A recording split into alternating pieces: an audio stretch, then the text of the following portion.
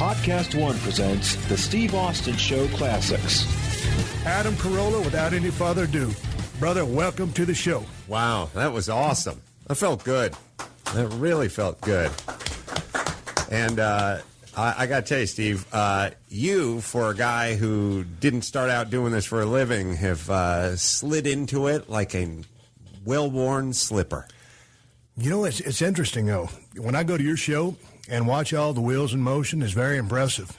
And Thanks. You come off, because, I mean, there'll be many times when I'll be at the house, and I'll hit that damn record button, and I'll start hemming and hawing, and then I'll start stuttering and stopping, push the stop button, and, you know, finally my wife will yell at me because it's getting late at night, and she'll say, would you stop hitting the stop button and just let it flow? But when I go to see you in action and hear your show, it's just absolutely seamless. And you've been doing this for a long time. I mean, you're one of the original podcast guys, but you got your start in radio, correct? Yeah, I got my start many years ago training Jimmy Kimmel to box for a boxing match. That my audience knows this story, but your audience probably doesn't know this story and might be interested by this story. I would love to hear it.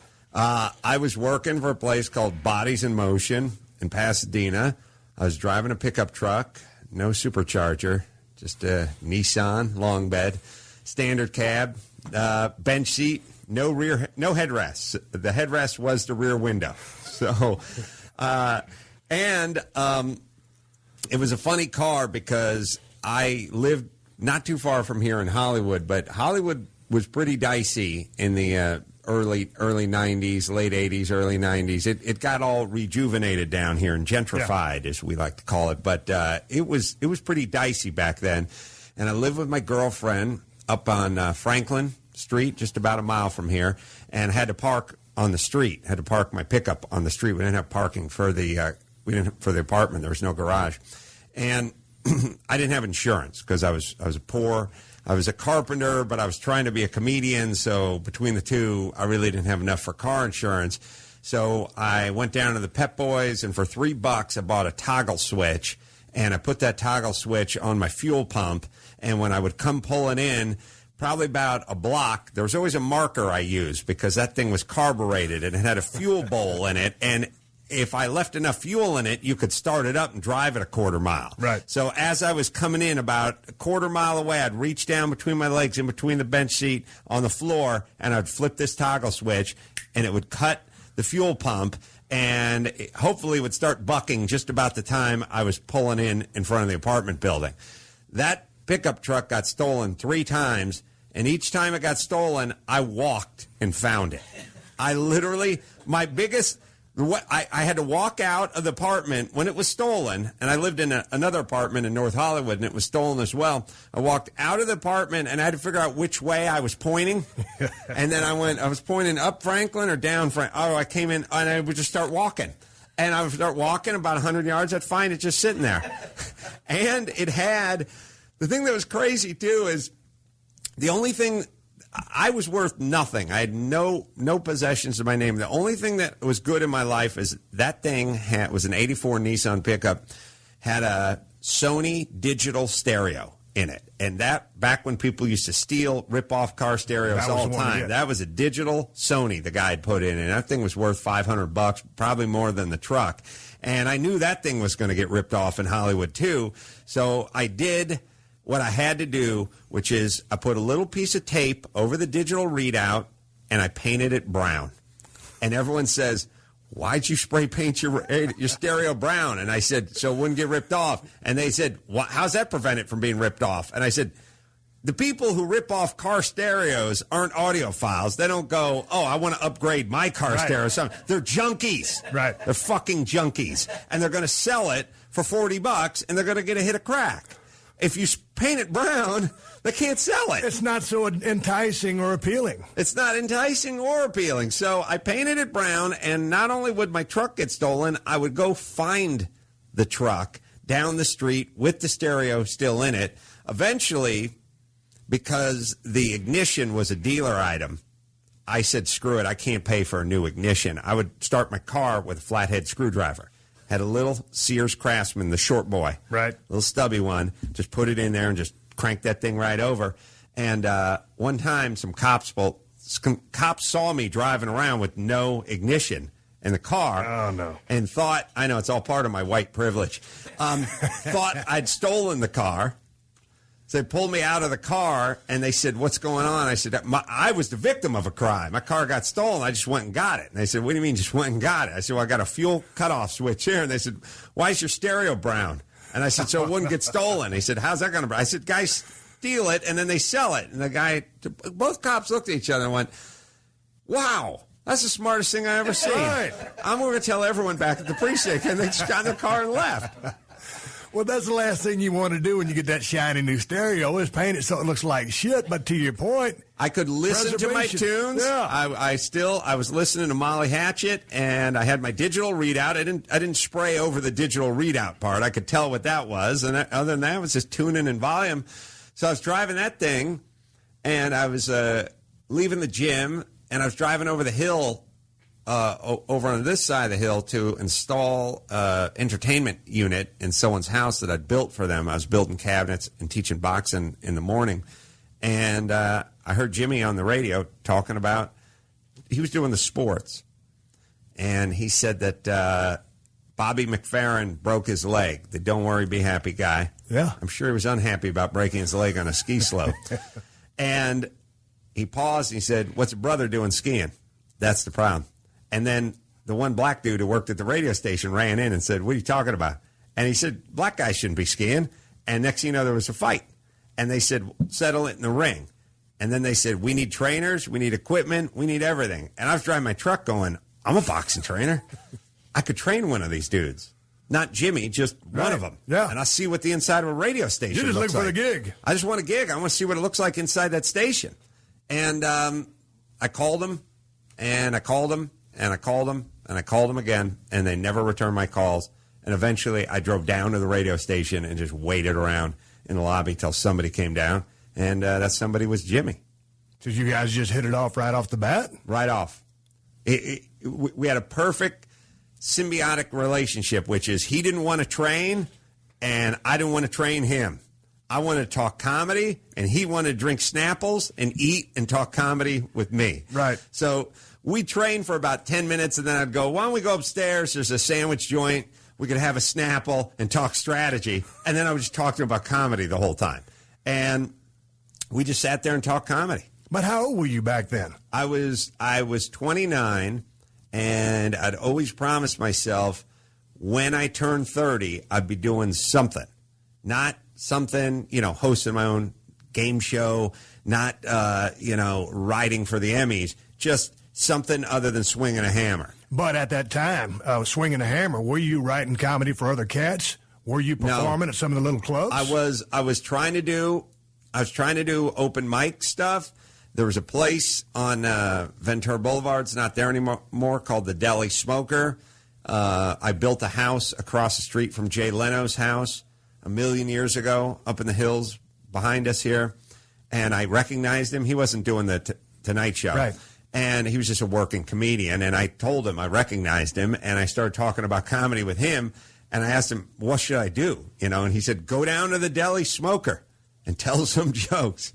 And I did. And I sucked. And I hated it. But what was it about it that got you interested in wanting to do stand-up comic from the get-go? I mean, like when I got into what I did, professional wrestling, I was changing channels and came across it on television and fell in love with it. What was it about being a stand-up guy that attracted you to want to do stand-up? I did an interview earlier today, and I realized when someone said, what made you get into it? I was so miserable in my former life. I said, and I don't know if I would have found my way to it or not, but I said, if my dad owned a successful, unfinished furniture manufacturing plant and had a job opening for me out of high school with an air-conditioned office and told me I could work on a new line of Adirondack chairs and that one day this business would be mine, I'd probably still be sitting in that office. But I was living in an apartment with 3 dudes and no air conditioning and driving around a piece of shit pickup truck that I had to start with a screwdriver, and I was miserable. But when guys like me riding around with other guys in the wrestling business, and all of the guys that I know, the world I come from, are just big comedy fans in general because everybody loves to laugh. But you always hear, man, so many of the comedians are just miserable. They're coming from an unhappy place. Mm-hmm. Were you unhappy inside, or just unhappy with the situation at hand, living with the three dudes in the pickup truck? No, it was for me, it was a business decision. I was not one of these dudes who was picked on or shunned by the girls or had a big brother that was the star of the football team and I was the black sheep or an alcoholic dad or any of that good stuff. I was a class clown in high school, and I was all Central Valley first team in football, and I got scholarships and stuff to play football and everything. I was popular. I had no problems at all, except for the reading and writing part was a little bit difficult for me. But why? Why was that difficult? I never learned to read or write as a kid. I don't have a disability. I'm not dyslexic or anything like that. I never learned. I went to a school for my first several years of my life where we didn't do anything but chuck dirt clods at each other. Right. So my arm was good, but I could not, but my pen was bad. Yeah. And I never learned to read or write, and then it just kind of became my secret shame, and I sort of hid it after that, and I never really brought it up again, and I just kind of got warehoused. But then when did you learn how to read and write? Well, honestly, I learned to really read and write in my 30s. Unbelievable. After I got into radio, because I got out of high school where I was just kind of shucking and jiving and, hustling and getting by and bullshitting. And, all I had to do was graduate, and I barely graduated, but I graduated. And then I painted office buildings. I cleaned carpets. I cleaned up trash on construction sites. Eventually, I worked sort of incrementally in that I realized as soon as I got on the construction site, I was just picking up garbage. I was the first job I had was tearing ivy off the side of a 2-story house in Silver Lake and humping it up the hill to the dumpster and everything. Weather like this, ivy filled with rat droppings and dust and all sorts of tampons and shit. Yeah. And I said, well, this sucks. So my first paycheck, I went out and I bought tool bags. And, nice shiny tool bags and nice shiny hammer and 4-in-1 screwdriver and tape measure and speed square and everything. And I came walking on, and the foreman was like, that's great. Now take them off and get back in the fucking hole. Or if you want to wear them in the hole while you're digging, go ahead. It's going to slow you down a little bit. So I figured out pretty quickly, and he told me I was riding a motorcycle with the tool bags around my neck, by the way. He told me, if you get a truck, I'll give you another $1 an hour. And so I got a pickup truck. And eventually I learned carpentry because I knew, this is the only thing that's going to get me out of this. So I learned how to do that. But as far as the comedy went, I was sitting in my apartment. It was hot, and there was nothing to eat, and I didn't have any money, and I wasn't getting any chicks. And I was like, this sucks. And I started doing the math. Like, you want to own a house? You want to start a family one day? You're going to have kids, insurance. How's anything going to work here on $10 an hour and you don't get paid when it rains? It's never going to work. And I sat there in my apartment. I said, well, you're good with your hands. You're a good builder. And then I said, what else you good at? Like, what else could you get paid at? Well, you're funny. I always knew I was funny. I just didn't know you could get paid to be funny. So I thought, all right, you're funny. Start working that side while you're building. And I was about 22, and I said, you know what? By the time you're 30, you got to be doing something. Take your 20s, learn your craft. But when did you go to Groundlings? I went to the Groundlings at probably 23. I found 23, 24. There was a sort of hipster, artsy Jewish chick I knew whose mom was somehow associated with them. And, none of my hillbilly guys from the Valley would know what the fuck a groundling was. But she knew. And I said, where do you go? What do you do? And she said, go watch a class. Go see a show. And I went and saw a show, and I was like, wow, man, those guys are doing improv, and they're making it up as they go along, and the great talent and all that. And I just went and signed up for a class. Now, I didn't have any money, so Right. it was tough. It was, $350 I didn't have. But I got to ask you, okay, these guys are doing improv. You can't read or write. You didn't need to. I mean, you've been able to function without reading and writing skills. How did you get through a day without being able to read? I mean, you're damn near 30 and you can't read. I want to go right back to Groundlings, but how do you get by on a day-to-day basis without the reading and writing skills? Well, I was working with dudes who couldn't read or write from Mexico most days, right. So they didn't pass a lot of judgment. And we didn't have the word of the day on the construction site. Yeah, I could have helped you out back then. Podcast would have freaked everyone out back then. But I got myself involved in a blue-collar world that did not ever involve doing plays, reading scripts, reading out loud passages. I wasn't in any book clubs. I hung around with dudes who just like to get drunk and go to the lake and occasionally fight, and that was it. But everything is probably, when you had cash, it was just cash transactions, simple stuff, not a big checking account guy balancing stuff. I mean, it was bare bones. And I could, I could read stop signs. Yeah, I get that. Yeah. You know like that son of a bitch means stop. I did. I learned that symbol meant stop. No, I could read, I could get through things. Yeah. It's not that I couldn't. I really couldn't spell, and I couldn't write, and I wasn't much of a reader. And that later on, when I got into radio, that was trouble. But, man, I tell you what, you got to go back to this Groundlings things because I read about it. What exactly do they train you there? I get it's improv. Is there a curriculum? Do you get a diploma? How does it work? How long does it last? I mean, I'd be interested in going myself. I'm amazed and just very interested in comedy, humor, how it works. What do they train you? Well, it works, the way comedy works is the same way a lot of things work, which is you get good at it. You have but there's also a whole bunch of techniques that if you're good at it, you're doing it and no one's noticing it. And it's like when I do a thing sometimes when we do live shows called What Can't Adam Complain About? And somebody tosses out a topic.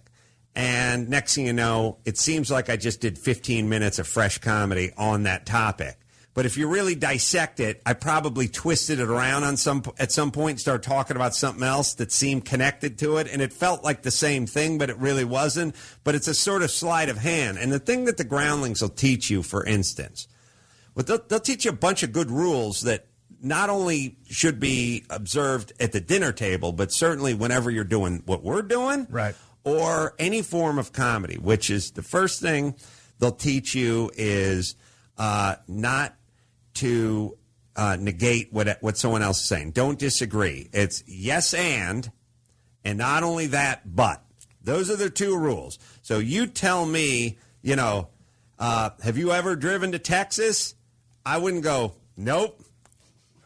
Because now we got nothing. Dead end. We got shit. Now, if I say yes, and not only that, but last time I drove to Waco, I picked up a hitchhiker. Guy turned out to be a junkie and stabbed me. Yeah. Then you go, that was no hitchhiker. That was my mother. That was my mother. And you son of a bitch. And now we got a scene. Right. But if I said, nope, I don't know what you're talking about, then we don't got a scene. Yeah. So if somebody says, don't I know you from high school? You go, yes. And didn't we used to date the same chick? Yes. I got crabs from that chick. Now we got a scene. Right. And so what they teach you is never deny. And what they do is they'll do it many different ways. They'll have you enter a scene. And when you enter a scene, you never walk in and just stand there and go, how's it going? They go, a question, don't ask a question, go back, come back in. In which case, you come back in and you go, my God, they're rioting out in the streets. Have you seen what's happening? And then someone will go, well, after that bogus election, what would you expect to happen? And now you have a scene. But you never ask a question. You never just go, how are you? Or how old are you? Like, And they'll do that thing all the time where they'll just yell it from back. So you go, they'll go, well, I don't know. You know him. Oh, yeah, I know you. We used to, He's your brother. You're my brother. That's right. And they just start working it into you. They'll do things like this. They'll do little drills like this. Turn the lights off. You start doing some space work.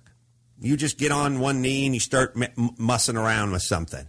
And then I'll come walking up to you and go, you want some help starting that campfire? And you'll go, campfire? I'm changing a flat tire. And then someone will yell, no, it's a campfire.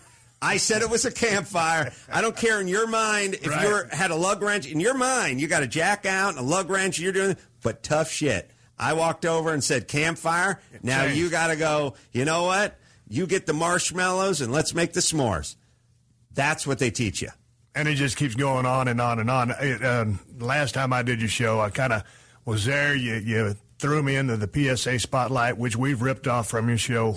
Give you all the credit in the world. That was a total jack on our part. Me and Mo. It was Mo's idea, but the influence and the idea certainly came from you. But I kind of tuned out there for a little bit during your show, and I was just watching you, man. I mean, you were going to town, and I'm not sitting there blowing smoke up your ass. It's just the way it is. You kept going on and on and on, and I'm thinking to myself, he's fixing to pay this son of a bitch off. And you kept going. I said, no, he's going to pay it off now. And you kept going on about another 6 steps, and you finally hit the punchline I was looking for 8 steps ago. So it's obviously something you've mastered to a very high degree. But does it fuck with you thinking? I mean, do you overthink things sometimes too much? Or are you able to just look at a situation, get the bare bones 411 about it? Does it fuck your head up being with, all the levels available to you? Can you turn it on? Can you turn it off? No, I learned, it's interesting because I learned I have something called hypervigilance, which is I notice things all the time. Any kind of movement, people ask me, why do you close your eyes when you're talking sometimes? And I go, because if I open my eyes, someone will walk by and pull my focus and it'll draw me in. Right. So I notice stuff moving around peripherally, and I can see the part of it is literally it's a vision, it's a hearing, it's a sensory thing. So it's hard to shut that down. As a matter of fact, I never knew it, and now I sleep with you're driving me nuts over there, kid, ripping that paper. See what I'm saying? Now I sleep with eye shade. I put a padded eye shade on. I put earplugs in. And I get drunk. Otherwise, I don't go to bed because I'm too alert. And yes, I notice weird little things all the time but that's my job that other people don't notice. But no, it's hard to shut off, and I don't mind it because I'm living in it, but it'll drive my wife nuts. It's got to drive your wife nuts, and I'm going to come back because, man, I'm tuned in like a summit right now. We have got to go to break. We're about to go to break. I'm talking to Adam Carolla, the king of the podcast. We're talking comedy. We're fixing to get into his sports background. He's from here in Los Angeles, California. I'm still trying to find a way out. We've got a lot more ground to cover with the man, Adam Carolla, coming right back at you.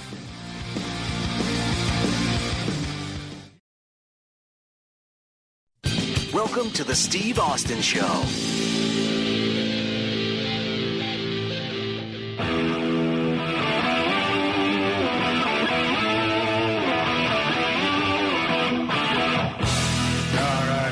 Coming back in with Adam Carolla. We're talking hypervigilance, humor, comedy, anything that makes you laugh. And this guy is a king of it all, whether we're talking about podcasts, hosting television shows, acting. We're going to jump into a little bit of conversation real quick about Adam's new movie that he's funding right now. It's called Road Hard.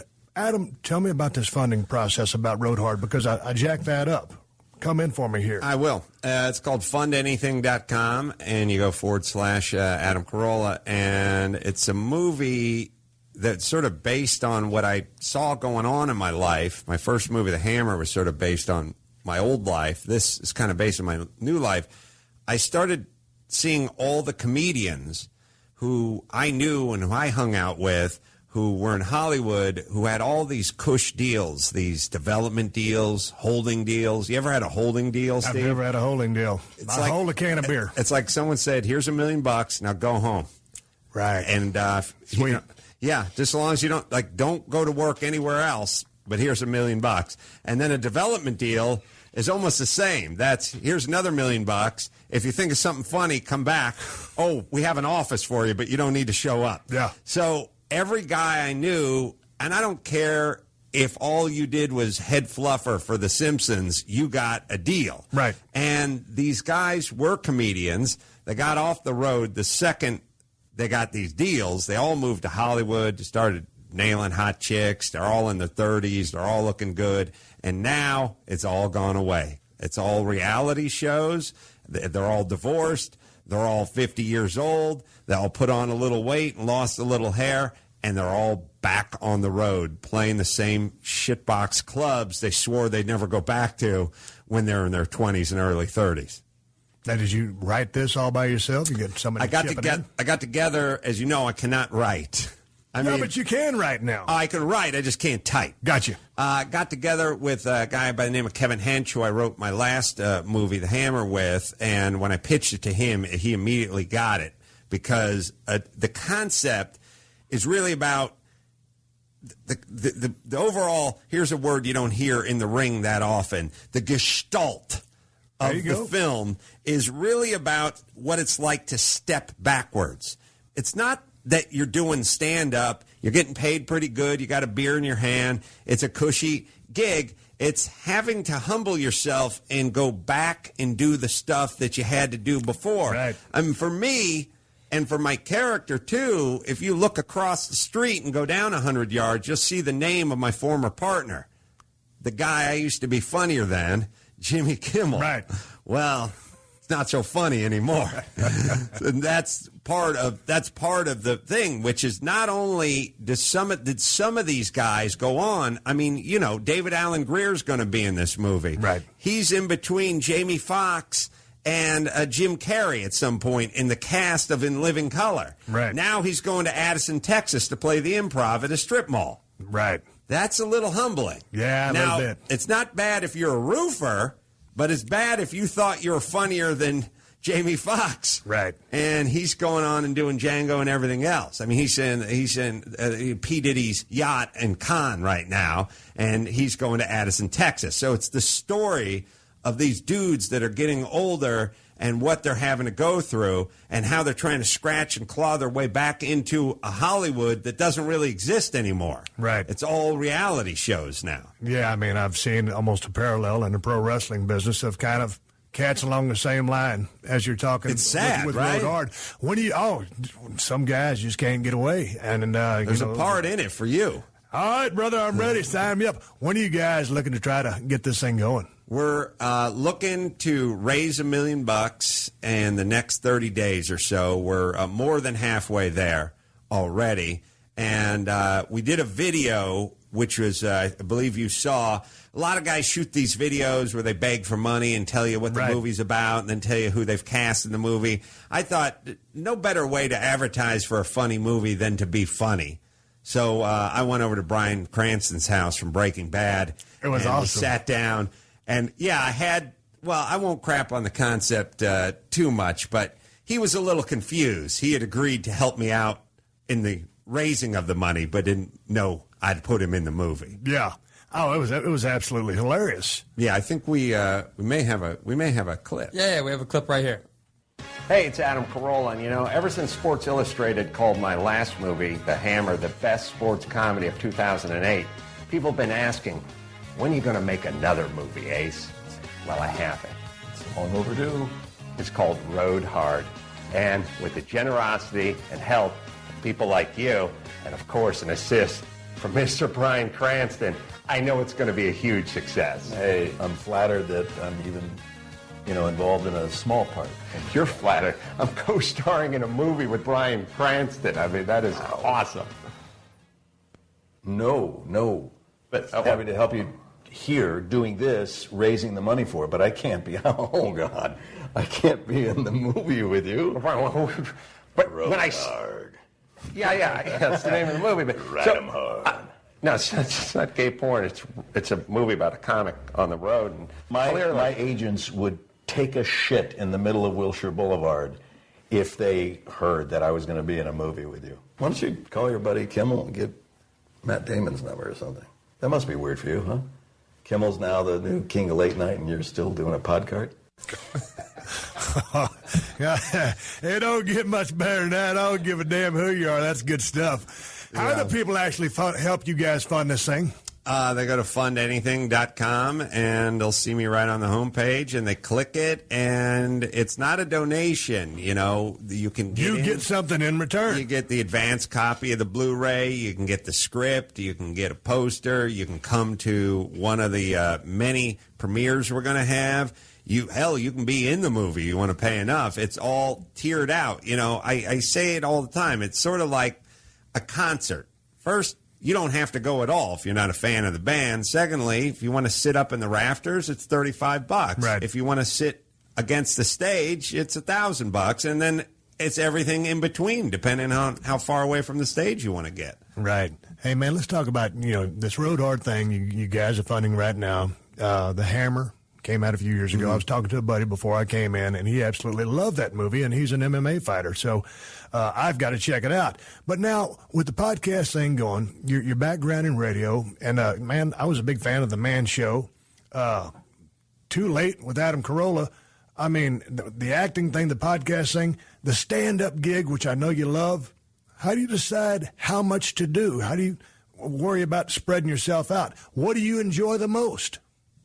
I like the behind-the-scenes stuff. Honestly, I like being a guest on other people's shows. Like, not this one, obviously, but that's a shit. But you just went downhill, mister. This is like Road Hard. Professional. No, I do like doing this. I like being interviewed. TV is, a lot of makeup and a lot of hurry up and wait and get there 2 hours in advance and then hang out and all that kind of crap and let's mic you up and everything. I like. Honestly, and I know it wasn't on the menu, but I do love coming in and doing stuff like this. I love telling my story. I like talking to people. I like finding out their story. So, podcasting is great. I enjoy that. I enjoy playing the theaters. Even, writing the books. Here's what I enjoy. What do you like better? Well, you like ribs better, you like pizza better, you like sushi better. It's not which one you like better. It's how much of it have you had at a time, because whatever you think's your favorite, give me 4 days of eating that every night for dinner. You want your second favorite, and then you want your third, and then you'll hop back again. So for me, what I tell people, show business, everyone thinks show business is great because, you get good money and you travel and women and blah, blah, blah. It's really about the fact that 1 minute I'm sitting here, the next minute, I'm flying out to New York to do my podcast, doing some shows live at Caroline's. Next minute, I'm working on a Paul Newman documentary about driving a race car. Next minute, we're working on Road Hard, writing another book. You never do anything long enough to get sick of it. When you're out there on the road doing your stand-up gig, and we're going to talk about some of your gigs you've got coming up here in a minute, but when you're out there, from the world that I came from, man, it was testosterone, adrenaline, and you fed off the energy of that crowd.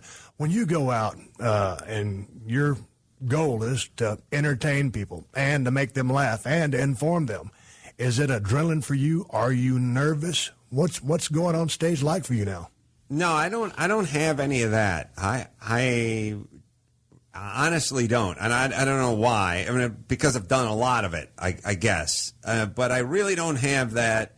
I have a certain feeling of like obligation, which is these people paid money, they drove, and I don't want to disappoint them.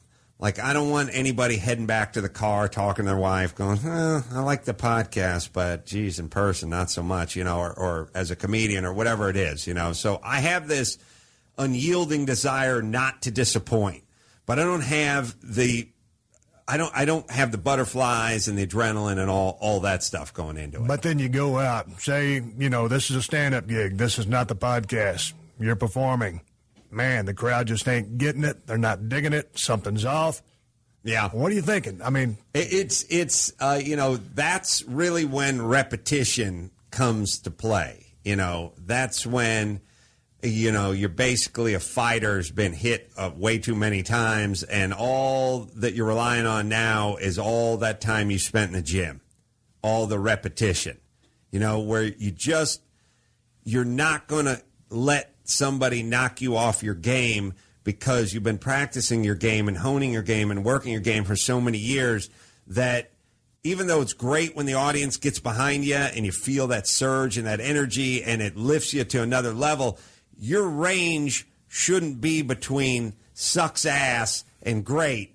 Your range should be between decent and great. Right. Not every night's going to be a banner night. Not every night's going to be fireworks and a 10. But you shouldn't be able to let an audience dictate whether you're going to have a bad night or not. You know, whether you play the trumpet, sing, or tell jokes. But if they're not digging it, I mean, can you shift gears, go to a different routine, change the material, maybe go to some blue stuff? Do you shift gears? I mean, you're tuned into that crowd. There's an element of trying to ramp it up a little and compensate and try to bring them back into the tent a little bit. But for the most part, you know, it's just about executing. Like, you sort of know you have a game plan, you execute it well, you're going to win this game. So instead of trying for the deep ball on every play, just do a better job of executing what your game plan is.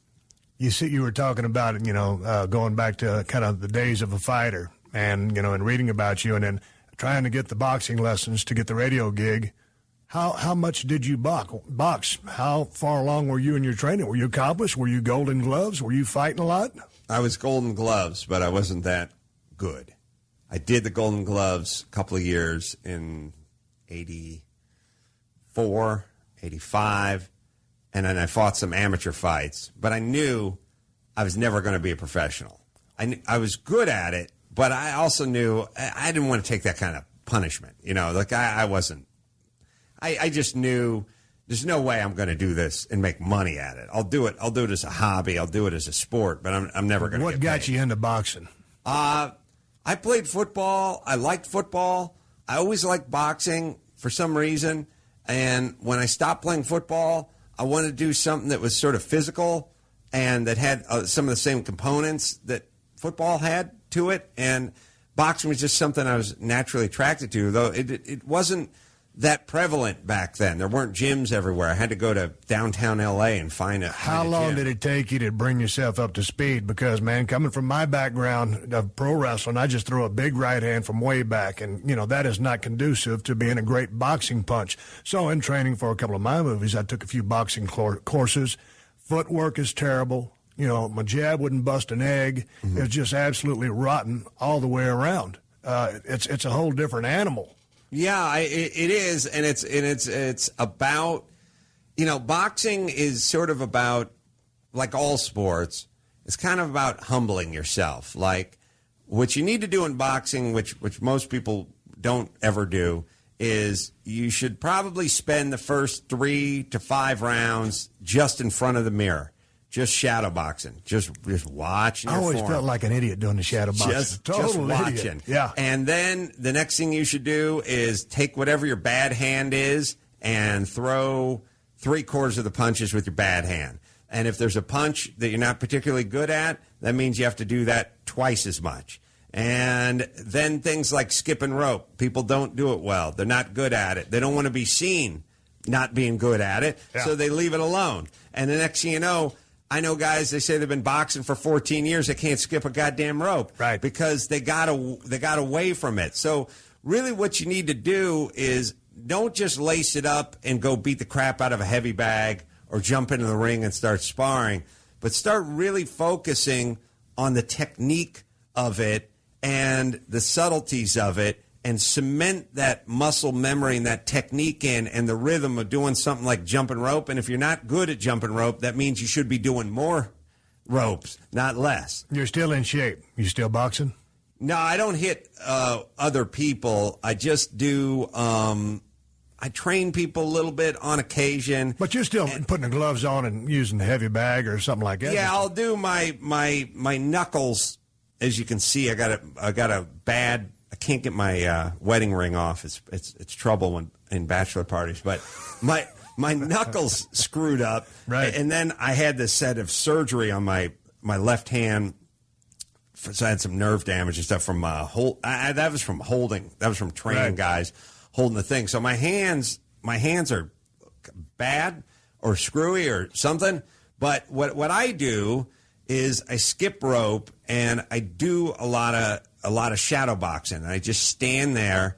And by the way, if you want to know if someone can box, watch them shadow box for between 4 and 7 seconds, and that's all you need to know. The fakest part of every boxing movie is when the guy enters the ring doing the shadow box and looking like an asswipe. So you're walking down the sidewalk in Los Angeles, California. Some cat gives you a little bit of a hard time. It comes down to protecting yourself or going on the offensive. You gonna be able to handle yourself? Yeah, I've been in a couple, scraps. I've never. Thank God. I mean, I've had bad things happen to me, but I've never really gotten beaten up. I mean, I got beaten up by a group of guys, but that was unfair. One-on-one, we were fine. It's just when they band together. They did not honor our agreement to stay out of the way and let me beat one of them up, and then they all jumped on me. But they still didn't really. They just broke my lip a little bit. But no, I don't. I've been in a couple, and I've never had any problems. But that's just because that's what I did. I mean, that's what I did for a living. It's just train, focus gloves, boxing, moving, sparring. That's all I ever did. So, I always found in the street, the first thing you could do was just ignore the guy's front arm. His left arm, don't even worry about it. Didn't even exist. Whatever he was going to do with it, you didn't have to focus on it. You just focus on his right arm, and the right arm would be coming wide. Right. Real wide. And there'd be plenty of time and space to get out of the way of that right arm. It's the guys who punch straight and the guys who punch straight with the front arm, those are the guys you got to worry about. Right. Those are the guys who box. To shift gears, you grew up here. Mm-hmm. I drive around in Los Angeles, and I drive by Venice High all the time. I live down that neck of the woods. And, man, I see some of these kids, and these schools out here scared the shit out of me. You got kids in school, right? Yeah. Oh, they at school age yet? Yeah. Twins, 7. Yeah. Is it safe for these kids out here to be in these schools? I mean, because I grew up in a little town of 5,000 people, graduated with 110 cats, and, when I come out here, this is a damn animal. Well, I worry. I want my kids to have grit. I want to be a little bit tough. And this schools, with the peanut allergies and I was talking to my son, and he said, what'd you do today? Oh, we had a walking recess. I said, walking recess? What for? Well, if it gets above, 88 degrees, they have a walking recess. But don't worry, he spent a lot of time in the cool zone. Yeah. And I said, you got to be shitting me. Recess, you run. I don't know if it's hot, you drink out of the hose. Right. Well, everything's about hydration and not exerting. They had some sort of they're raising money. Oh. They're raising awareness and money for like physical fitness, so they're having a walk-a-thon. And when you're 7, walking doesn't mean shit. No. That doesn't even do anything. You may as well be in a golf cart, and they're walking in a circle, and every once in a while a kid would start jogging, and the coach would be like, hey, over there, keep it safe. Keep it safe. They're on grass, and they're walking. It drives me insane. In a couple of years, that kid's going to be in high school. You going to let him play football? I would. He's gonna be too big a puss, but I'll tell you what it is. I've said this many times because I started playing when I was 7 and went through 1 year of junior college, and then that was it for me. But I said that, and I've been concussed. I've been knocked out of. Who knows? You don't know. You know what I'm talking about. But right. I mean is. I've been knocked out maybe 3 or 4 or 5 times. And I've said all the time, you get injured, and you don't want your kid to get injured. But I say, dislocated finger, that lasts 3 weeks. Being a pussy, that's a lifetime sentence. Right. And I want my kid to be tough. And football made me tough.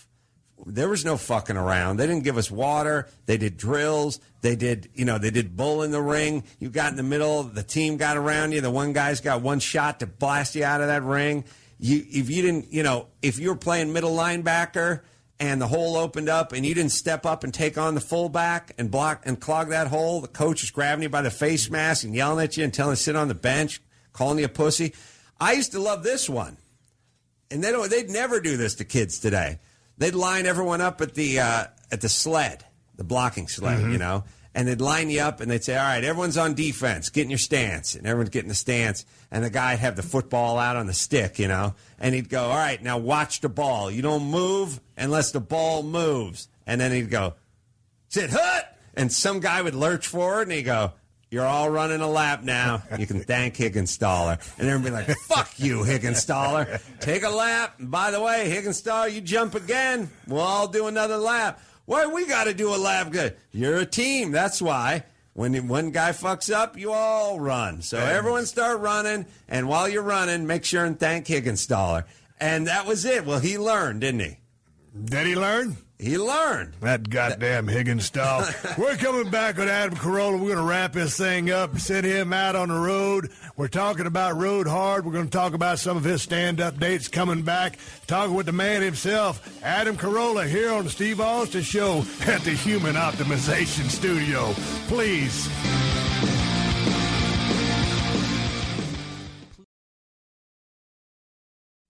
Welcome to the Steve Austin Show.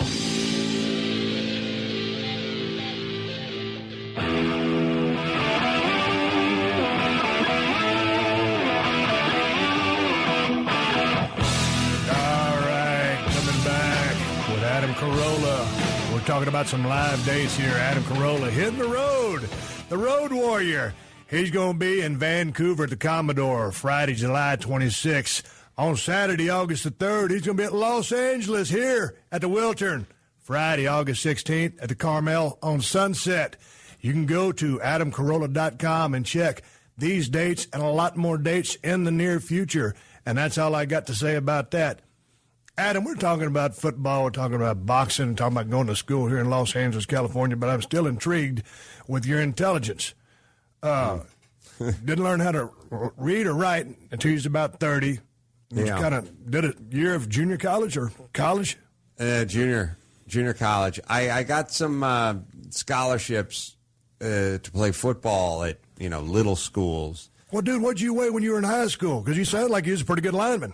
I was like 210, 215. That's big in high school. I bulked myself up, But back in the day, that's a big cat. Yeah, no, it was good enough to get, let's see, Marshall. Marshall was the only good school. And it was like UC Davis, Cal Poly Pomona, and Cal Poly San Luis Obispo. And what kind of 40 did you have? Oh man, I did a 4.9 on a good day. I was quick. I wasn't fast. I had no foot speed. I was good in the first 3-4 steps. And then I had good technique because I'd been playing since I was 7, So yeah.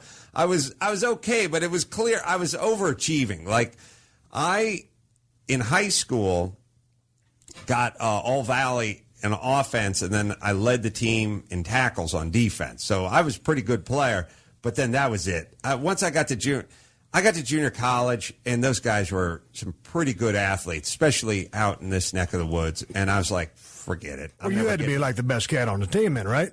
Team leader? Oh, I was, yeah, in high school. Yeah, but then when I got to junior college, I was like, screw this. I knew I couldn't get past I couldn't get to that next level. Here's what happened to me. I was in high school. I was a running back and linebacker. And, I'm down in South Texas. I was pretty good. Now, had I been in Houston, Texas, or out here, probably wouldn't have been worth the shit, but I got a scholarship to junior college. Well, Mr. Big Shot, I think I'm, 1A material. I remember telling my mom's friend, oh, Evelyn, don't worry about it. I'll just go to junior college, make All-American in a couple of years, and go to a big school. Right. There's some football-playing motherfuckers in junior college. Some of them are dumber than shit. Some of them dyslexic. Just crazier than a shithouse rat. But there's some football-playing bitches in JC. I'll tell you this right now. First off, football players are notoriously dumb, so they all go to junior college. After a lot of them go straight to junior college. But if you want to know what it's like, what the competition could be like, I always laughed about this. At Santa Monica Junior College, at the same time, Steve Smith from the Carolina Panthers, all-pro wideout, and Chad Ochocinco or Chad Johnson or whatever, all-pro, they played at the same time. And I always knew there had to be a third wide receiver on that team whose dad was pissed as shit going, you were all state and you can't crack the starting lineup at a goddamn junior college? Yeah. How are you getting to Nebraska if you can't even play at the local junior college? Well, you got two guys playing at the same time on the same team that are going to the Pro Bowl. Yeah. That's how good it can get if you're unlucky enough to be there at the same time. And, like I said, at the time there had to be a guy who was third string who was easily the best player on his team going, what the fuck? I can't crack this lineup at junior college. So then what'd you say? Did you just get a gut full of football and quit school? I remember thinking the talent level was a lot higher than I thought. Yep. Thought so. And I moved to outside linebacker. And I had a coach who, if he got pissed off at you, he'd throw his dip at you. So you could tell him arguing. He'd start arguing with people, and then he'd start getting pissed off, and you see him reaching for his mouth. It was like an Old West gunslinger undoing his holster strap, real slowly. His hand would start dying down. He'd just be Higginstaller, goddammit, you got to stay in the A-gap. And then you'd see that hand, his hand would start reaching up. And like if Higginstaller said, I'm sorry, I won't have it again, Coach, his hand would come back down again. But if he was like, are you kidding? Kowalski was small, his hand would still come back up again. Are you still friends with Higginstaller? He sounds like the team fuck up. No, I'll never forget Higginstaller because he was one of these guys who, when I played for the East Valley Trojans, even when we were 7 years old, and the East Valley Trojans, he was like some Ukrainian kid with a huge forehead and a lot of eyebrows. A guy looks like a 55-year-old trucker when he's 7. You know those dudes, those babies, where you just look at them and go, holy shit, man. You weren't cute a day in your life. And he played nose tackle because he was built like that at 7, But he couldn't stay in his stance. Because as a kid, you want to stand up at nose tackle because there's the quarterbacks right there and go, hey, what's going on? And all I remember from, my first years of Pop Warner is having the coaches, Higginstaller, get in your stance! Higginstaller, in your stance! That's all they would yell as he would creep. He'd stand up again. Was he dumber than shit or what? Yeah, he was dumber than shit. I didn't even know his first name. Probably like Igor or something. I mean, like Higginstaller was, we didn't even know anyone's, that's the whole thing. Like, I'm coaching my son's basketball team, and I'm like, what do they call you? My son's like, what do you mean what do they call you? Adam. I go, Adam? I didn't know what the fuck first name kids were on my Pop Warner football team. I know Higgins-Staller's first name.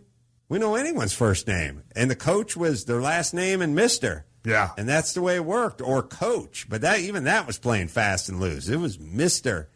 Fitzgerald, Mr. Napier. I knew them all, but it was Mr. I don't know any of their first names. But did you cash in your chips? You say, hey, I'm quitting college now? Yeah, I had a horrible experience where I went to the guy who threw the tobacco at people, and it was a linebackers coach. The head coach didn't throw the tobacco, but the linebackers coach did. And he just said, you're a fool. You're an idiot because you'll be starting next year. And I just remember thinking, even if I start next year, because I was behind a guy who was really good, I just said, but then what? Where's this going?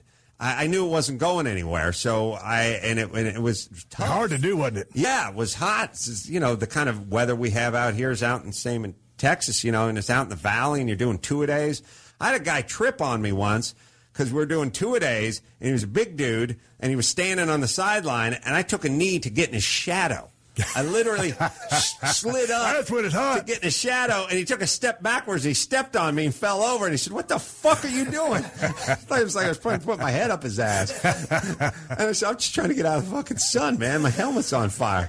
So you're out of school? You quit college? I quit, and I got a job cleaning carpets, and then... But check it out. You get a job cleaning carpets. You was in college for a year and a half at the most? Maybe 7 months or something. All right, dude, but I see you work, and again, all this intelligence you didn't read. No. What do you do to get so damn smart? You had to absorb a shit pile of information. This source of information is coming from somewhere. Yeah, I listen. I got myself a job doing construction, and I would bring my little talk radio with me, and that was my only companion. And I'd put my talk radio on, and I would just listen, and I'd listen. And I always listen to talk radio. I always listen to when people spoke. And everything I absorbed, I did it audibly. I never read anything and absorbed it. I would just listen. And if you gave me a textbook, I couldn't complete the test. But if the professor lectured on it, then I could. So that's just how I was. But also I had some kind of intelligence that was transcended, my ability just a little bit. Because like when I was in high school, I never took algebra. I just took math. It was just called math. Everyone else took algebra starting about 8th grade. And then they'd get on to, trigonometry and calculus and all this kind of stuff. And I just took math straight on through. I just took the Dumbo classes. And then when I went to junior college, they gave you an entrance exam. And they had to be scored on English and on science and on math. And they put me in advanced algebra. And I said, what am I doing? Why am I in advanced algebra? I never took an algebra class. I said, you scored in the top 5% in algebra. Right. I never even took it before. So I had a good math mind, and I had a good mind that absorbed information. I just couldn't read or write, and that's why I started cleaning up trash on construction sites. And I had a family that was sort of, downtrodden and not very supportive. And then, just sort of do your own thing, just as long as you do it outside the house, And once you're 19, see if you can stay outside and not come back. Yeah. And that's what I did. And then I hung around with a lot of meatheads. And those guys, they don't go, hey, man, you should be doing a podcast. Right. They just go, hey, man, we're going down to the river. You want to get some Pabst Tall Boys? And that was my life. Well, you're a busy dude. You do your podcast, and you guys run that thing 5 days a week. Yep. You got your movie stuff that you pursue. What do you like to do to unwind, or what are your hobbies? Well, I do a lot of vintage car racing. So I like getting the old cars. I like wrenching on the old cars and getting them ready and then going out and racing them. Now, when I went to your studio, man, it's like the ultimate man cave. If you can ever get a chance to go check out Adam's place, go check it out. But you've got... Actually, stay home. Well, okay, stay home, and I'll tell you about it. Yeah. But there's 4 or 5 old Paul Newman race cars in there, correct? Yeah. Now, how long have you had those? Where did you find those? They're just around the country, and they're all different places. He's from Connecticut. His hometown was his home track was Lime Rock. He drove there a lot, but he drove all over the country. And some of the cars he owned, but most of the cars his team owned, or whoever he was driving for. So it wasn't his car per se. So people think, oh, you buy a Paul Newman car, you have to buy it from the Paul Newman estate. Or Joanne Woodward or something like that. No, you don't. Someone else owns that car. Yeah, I understand that. And those guys, they just pop up periodically, and they're just sort of around. And then once you get on this sort of short list of guys who know guys, then when something comes up, they go, well, why don't you call Adam? Because he's the guy who buys the Paul Newman cars. Right. And I just was a fan of the guy as a performer, as an actor, but certainly as a racer, winning many championships driving these cars. So I thought, it'd be a nice tribute to him and a fun hobby for me to get these things, put them back together, make sure they were in operating condition, and then go out and campaign them. Now, how are you mechanically? You got pretty good skills? You can tear down a motor, put it all together, or do you just do the basic nuts and bolts stuff? I'm mostly a builder, like a home builder.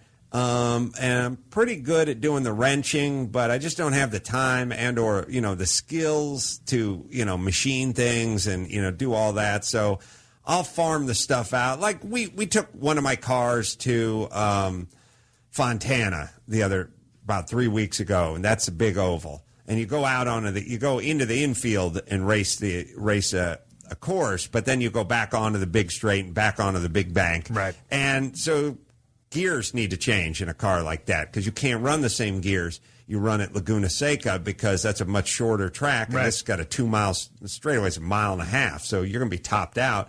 So, I got enough to drop the rear end and put in the new rear end and get the 488 out of there and put the 438 in there, 433 or whatever the hell I put in there. So it's like that kind of stuff. But I'm not busting the ring and pinion out. I'm pulling the whole pumpkin out, dropping it down. It's independent in the rear and just bolting the new one back up. So racing vintage cars, what else? For me, I'm so busy that just not being busy is its own hobby. So spending time with my family, spending time with my kids, being around my friends, going out on a Saturday night, just getting a meal, and being in town. I drove to your place last time, and the rush hour traffic trying to get in your neck of the woods was absolutely horrendous. Yeah. What do you drive currently on the streets of Los Angeles? Yeah. Oh, I was reminded of what I like to do during one of my pastimes. Not driving, but hanging, which is drinking my mangria. That's my signature beverage. I think you may have seen that over the Seen it. I tried some of it. How in the hell did you come up with the ingredients for this? Because I went over there. I was trying to be a professional on your show, represent and do the best I could. And they said, hey, man, how about some sangria? Well, shit, about a cup and a half later, I got a pretty good buzz going. Yeah, that seems What to be is the proof of that? It's 21%.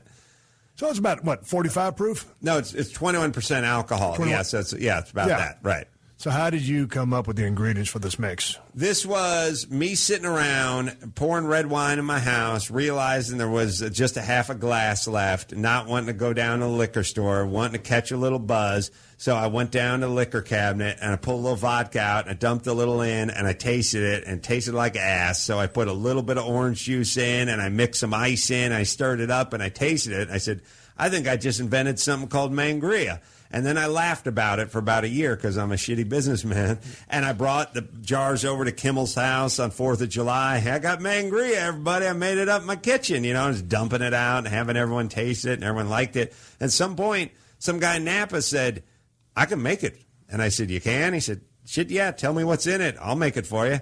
And I told him what was in it, and we went back and forth a little, and he said, now you got to design a label, and let's start shipping it. And we shipped, 125,000 bottles in just about 7-8 months.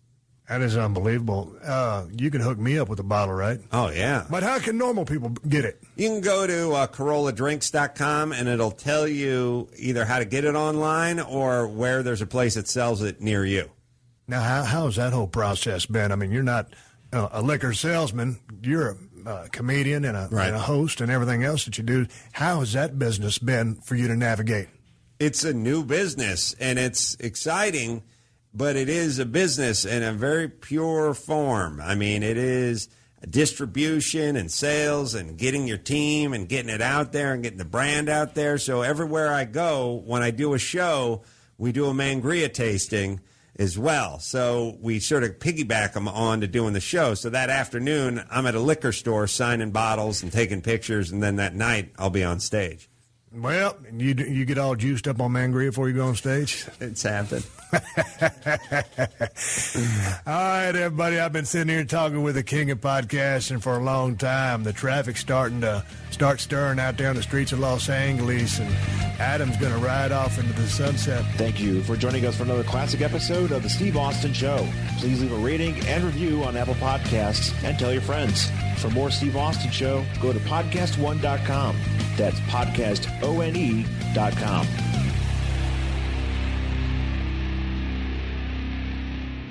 This summer, it's time to get your giggle on. Pluto TV's Summer of Cinema is going to make you LOL with hundreds of free movies all summer long. Get a good chuckle or a deep belly laugh streaming Good Burger, Anchorman, The Legend of Ron Burgundy, and Anchorman 2, The Legend Continues. From old school to think like a man, this summer you can chortle, howl, or snort your way through your favorite comedies for free. Download the Pluto TV app now. It's every couch potato stream. Summer of Cinema on Pluto TV. Stream now, pay never.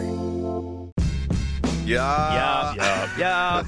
What's good? I'm Brian Greenberg. I'm Victor Rasuk. Check out our new podcast, We Almost Made It. You guys might remember us from HBO's How to Make It in America. And guess what? We're going to have actors, athletes, fashion designers, comedians, friends. We're going to talk hustle, grind, anyone who had a dream and people thought they were crazy, but they chased it anyway. We want to talk about it. We also want to hear from you. So go follow, rate, and review We Almost Made It at Apple Podcasts, Spotify, or wherever you get your podcast. Go ahead and do it. Do it. Do it now.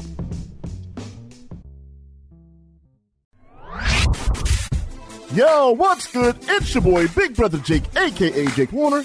My government name. Check it out. I host a show called the Big Brother Jake Podcast, and I've taken my talents to the biggest and baddest platform on the planet. That's right, baby. PodcastOne. My show is unique as I talk about everything. Life, sports, entertainment, being a single dad juggling several jobs. I'm a hot mess, but it's damn entertaining. Subscribe and review now on Apple Podcasts and listen on PodcastOne or wherever you get your podcasts.